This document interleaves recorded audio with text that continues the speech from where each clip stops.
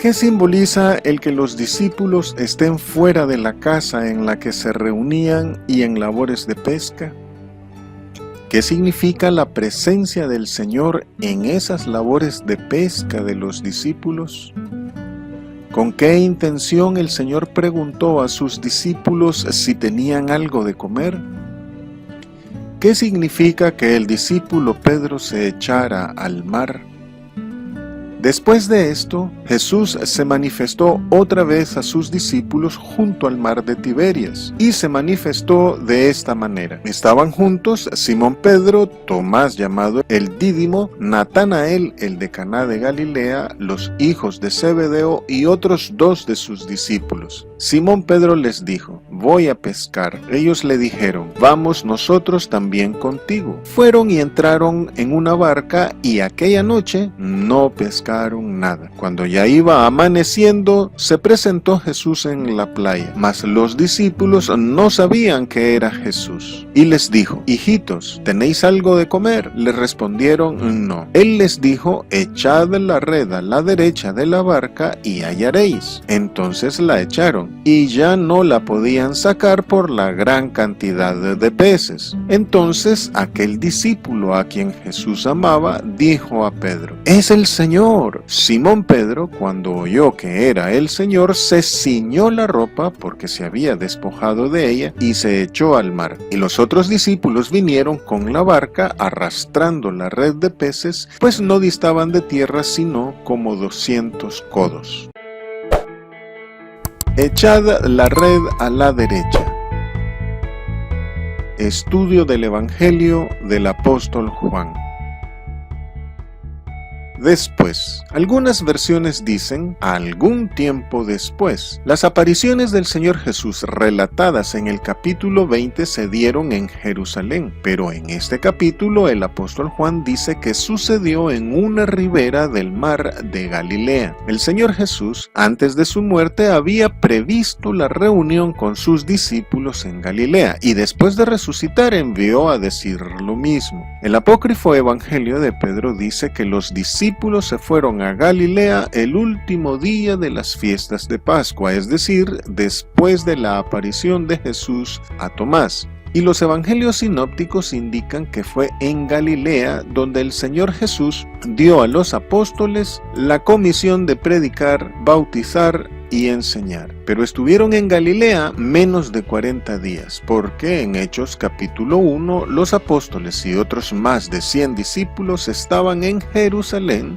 a causa de las celebraciones de Pentecostés. Se manifestó Jesús otra vez. El apóstol Juan resume el ministerio terrenal de Jesús diciendo: la vida eterna que estaba con el Padre se nos manifestó. Por consiguiente, tras su resurrección, el Señor no realizó un simple aparecer, sino que se manifestó, es decir, hizo notar o reveló su naturaleza divina. Y al decir otra vez, aclara que las veces anteriores también apareció de esta misma manera, y por eso dice que los discípulos vieron su gloria. Pero en su segunda venida, el Señor no solo manifestará su gloria y le veremos tal como Él es, sino que nosotros llegaremos a ser semejantes a Él. Ahora bien, el Señor se revela solo a los discípulos, no a los del mundo, porque el hombre natural debe primero nacer de nuevo. Es que el hombre natural no percibe las cosas que son del Espíritu de Dios, porque para él son locura y no las puede entender, porque se han de discernir espiritualmente. En el mar de Tiberias. El apóstol Juan ubica esta narración en la ciudad de Tiberias, a la orilla del mar de Galilea, donde se dio la multiplicación de los panes y los peces. Así pues, hemos de estar atentos a la conexión teológica entre la multiplicación de los panes y esta manifestación del Señor Jesús ya resucitado en este mismo lugar. Estaban juntos. El apóstol Juan menciona a 7 discípulos, de los cuales solo Natanael no pertenecía a los 11. Según algunos evangelios apócrifos paralelos, había más discípulos con ellos, por lo que la mención de los nombres no es tan trascendente en cuanto a la interpretación de este episodio. Más aún cuando el apóstol Juan solo menciona a los hijos de Zebedeo, ocultando así su propio nombre. Es por los sinópticos que sabemos que los hijos de Zebedeo eran Jacobo y Juan. También el apóstol Juan menciona a otros 2 de sus discípulos, a los cuales es difícil de identificar. Algunos los relacionan con Felipe y Andrés, que siempre se mencionan juntos. El apócrifo Evangelio de Pedro menciona adicionalmente a Andrés y a Leví, es decir, Mateo, dando a pensar que se trataba de ellos 2. Y el poeta épico Nono de Panópolis, a inicios del siglo V, hizo una paráfrasis del Evangelio de Juan con rimas parecidas a las de Homero, donde además del apóstol Andrés, habla también de otros 2. Voy a pescar. Los discípulos del Señor creen que al ver al Señor resucitado, todo volvió a la normalidad. Pero, pasado un tiempo, y a falta de noticias del Señor, los apóstoles vuelven a lo que sabían hacer. Han nacido de nuevo, pero no han recibido la efusión del Espíritu Santo ni su guía. Así ocurre en la vida de muchos creyentes, incluidos ministros y líderes, cuando han perdido la visión espiritual. Toman la decisión de regresar al estilo anterior de vida por razones de comodidad económica, laboral, familiar o social. No obstante, en este episodio de los apóstoles podemos obtener un significado espiritual, dada la referencia a la pesca milagrosa y al llamamiento de Andrés, de Pedro y de los hijos de Zebedeo. En aquella ocasión, en una igual situación de pesca, el Señor concluyó el hecho diciéndoles: «Os haré pescadores de hombres», aludiendo a la tarea de la evangelización. Al narrar las manifestaciones del Señor tras su resurrección, en 2 ocasiones el apóstol Juan ha anotado que los discípulos estaban encerrados. En medio de este encierro, el que el discípulo Pedro haya tomado la iniciativa de ir a pescar significa el ánimo suyo de poner por obra la comisión de evangelizar, bautizar y enseñar. Pero el apóstol Juan indica que Pedro y los demás discípulos se fueron de pesca sin Jesús y que salieron de noche, por lo que al final declara: aquella noche no pescaron nada. Es cierto que el Señor ya les había anunciado que debían ir a predicar, pero salieron sin Él. Concentrados en sus propios intereses, olvidaron que sin el Señor nada podemos hacer, y su labor de pesca se volvió inútil. Un trabajo espiritual desvinculado de Cristo Jesús no es efectivo. Toda obra de predicación sin la presencia del Señor y sin el Espíritu Santo no genera resultados. Un hijo de los profetas le dijo a Eliseo: «Te rogamos que vengas con nosotros». Por tanto, los creyentes nunca debemos realizar una tarea ministerial sin la compañía del Señor Jesús, para que su palabra pueda estar en nuestra boca. Aquella noche no pescaron nada. En el original griego aparece el verbo piazo, traducido como pescar, pero significa capturar, lo cual nos recuerda la necesidad de llevar cautivo todo pensamiento a la obediencia a Cristo. Pero no olvidemos que Cristo Jesús es la luz del mundo, por lo que su ausencia implica la noche de la iglesia. Las técnicas normales de pesca indican que la noche es la mejor hora para pescar, pero en la iglesia la ausencia de Jesús y la labor infructuosa es comparada con la noche. El Señor Jesús pregunta: ¿no tiene el día 12 horas? Y nos dice: el que anda de día no tropieza, porque ve la luz de este mundo, pero el que anda de noche tropieza, porque no hay luz en él. El haber salido de noche también implica la ausencia de la guía del Espíritu Santo. Solo el Espíritu de Dios nos recuerda todo lo que el Señor ha dicho, nos guía a toda verdad y nos indica lo que hemos de decir. Por esto, más adelante, la pesca o conversión de las personas se realizará venida la mañana. Es la presencia del Señor lo que lleva al amanecer de la iglesia, y en ese amanecer la iglesia recibe del Señor Jesús indicaciones de dónde y cómo realizar la tarea de evangelización. Cuando iba amaneciendo, terminando la madrugada, iniciando la luz del día, el Señor Jesús se hace presente y llega a acompañar a los apóstoles en su misión. En la pesca milagrosa, los discípulos también habían pasado toda la noche intentando pescar, pero fue en horas más avanzadas de la mañana que el Señor les envió mar adentro.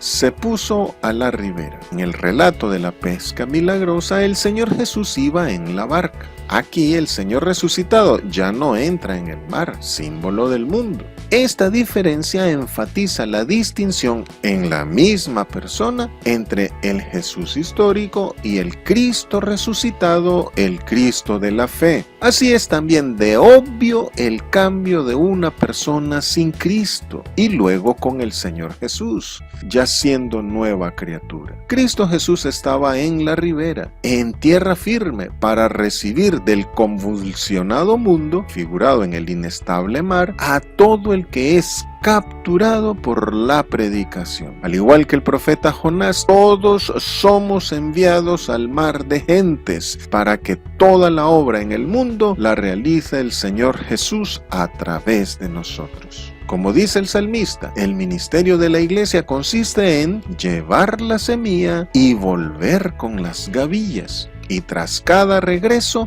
el Señor acoge a los suyos con bendición. No sabían que era Jesús. Algunos se preguntan por qué no le conocieron si ya le habían visto resucitado. Quizá no le reconocieron porque estaban a 200 codos de distancia, es decir, unos 100 metros más o menos. Hijitos, al estar a unos 100 metros o un poco más, es de suponer que el Señor les gritó y que la comunicación entre ellos se dio en voz muy alta. En el griego se usa el diminutivo niñitos o, como dicen los sinópticos, pequeños. Algunas versiones traducen muchachos, pero en sus cartas el apóstol Juan dice hijitos.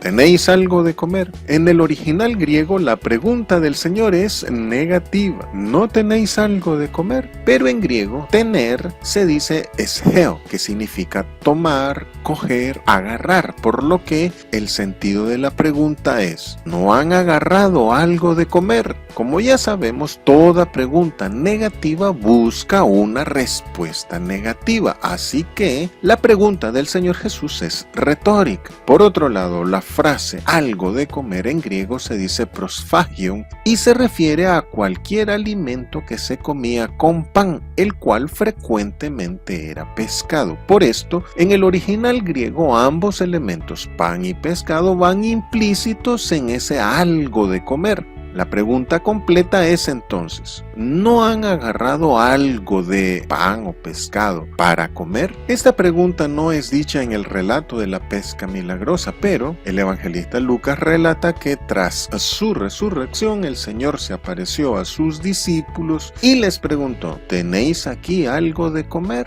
Y los discípulos le dieron parte de un pez asado y un panal de miel. Así pues, en nuestra tarea evangelística el Señor nos pregunta si llevamos el pan de la palabra con la cual abordar a las personas al predicarle. Así, el acto de comer juntos el pan y el pescado es símbolo del compartir la palabra en el mundo, tal y como compartimos en la iglesia el pan y el vino en memoria de la salvación del Señor. Echad la red a la derecha. En el relato de la pesca milagrosa, el Señor orientó el irse mar adentro, mientras que aquí dice que no no estaban lejos de tierra, y la orientación de echar la red a la derecha no aparece en el relato lucano de la pesca milagrosa. Esta instrucción de hacerlo por la derecha es meramente incidental, simplemente significa que el Señor Jesús sabía con precisión dónde había gran cantidad de peces. El conocimiento sobrenatural del Señor es preciso y hay que obedecerle si se quiere ser buen siervo y fiel. La guianza del Espíritu indica dónde ir y dónde no hacerlo. Entonces la echaron. Es interesante que aun cuando no hayan reconocido a Jesús, le hayan obedecido. Es que sus ovejas oímos su voz y le seguimos. A pesar del cansancio y el desvelo, todavía aquellos discípulos guardaban la esperanza del último momento. En la pesca milagrosa del evangelista Lucas solo se pudo sacar la red entre varios y hasta llenaron 2 barcas. Aquí el discípulo Pedro organizó el traslado a tierra de la pesca y los peces se pudieron contar. Es el Señor. Algunos manuscritos dicen, es nuestro Señor. Es probable que la particular manera de hablar llamándoles hijitos tan propia del Señor Jesús permitió al apóstol Juan reconocerle. Quizá también su juventud le hizo ver con mayor claridad a la distancia de más o menos 100 metros y en medio del amanecer, o tal vez le reconoció por el resultado milagroso de la pesca. Al predicar, los resultados no pueden ser adjudicados a más nadie, solo a Jesucristo. El crecimiento lo da el Señor. El discípulo amado le reconoce de inmediato porque solo quien tiene experiencia en el amor de Jesús reconoce las señales de su presencia. Por la ausencia de Jesús nada habían pescado aquella noche, mas ahora por su presencia la labor ha sido corta y muy fecunda. Simón Pedro estaba desnudo.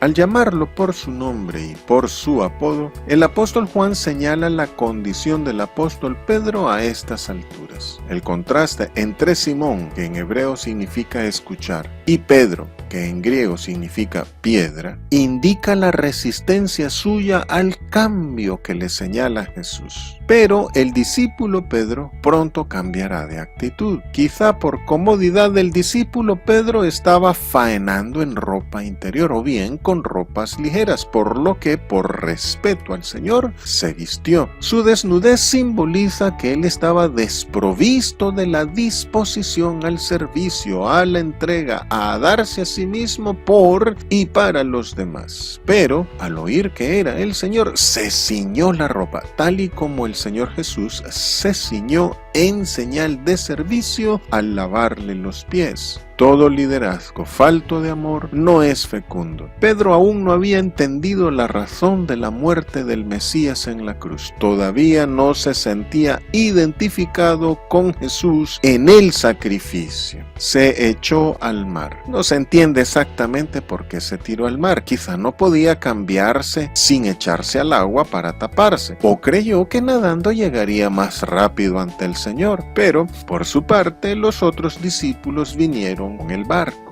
Cuando Pedro no quiso que el Señor Jesús le lavara los pies, el Señor le reconvino diciéndole, lo entenderás después. Bueno, pues ha llegado el momento de entenderlo. Alegóricamente, el discípulo Pedro se echó al mar al estilo de Jonás. Igual que el profeta, Pedro ha comprendido la necesidad de entrar al mar de gentes para poderles entregar el mensaje. Ha comprendido que el ministerio y que el liderazgo no es asunto de privilegios ni de prebendas, que debe bajarse de la comodidad y asumir la naturaleza de siervo. ¿Cuántos pastores burócratas hay hoy? ¿Cuántos líderes ufanados e inaccesibles existen en la iglesia? Necesitan tirarse al agua, dejar de servirse del pueblo y empezar a servir a la gente.